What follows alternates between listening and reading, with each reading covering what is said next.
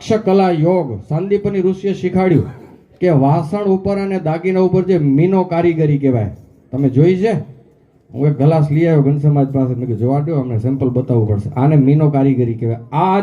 આ કારીગરી હતીની આ બ્રહ્માંડમાં સાંદીપની ઋષિએ ભગવાન શ્રી કૃષ્ણને શીખવાડી, બલરામ અને કૃષ્ણ અને સુદામાને. પછી આ કળા ધરતી ઉપર આવી છે ને આજે આના ઉપર ઉદ્યમ ચાલે છે, લોકો આનામાંથી પૈસા કમાય છે, ઘર ચલાવે છે. એટલે આપણે ધંધો ચાલુ કરવો કોકને તો આ કરી શકો છો. પણ હું અંદર ગયો ત્યારે મને એક વિચાર મળ્યો. મેં કીધું પૂછ્યું સ્વામીના ગ્લાસ એ લેવા ગયા હતા દુકાનેથી, બધી વસ્તુઓ ડબરા એ અંદર બીજા, તમે દર્શન થશે એટલે જોશો. ઠાકોરજીનો એક મુગટ છે, એમાં પણ મીનો કરેલો છે. પછી મેં કીધું આ ગ્લાસ નોર્મલ કિંમત કેટલી અને મીનો લાગ્યા પછી કિંમત કેટલી? લગભગ 1.5 ગણી કંઈક કિંમત થઈ જાય છે. મને એમાંથી એક વિચાર ઉદ્ભવ્યો, તમને કહું, કદાચ ગમે તો કહું.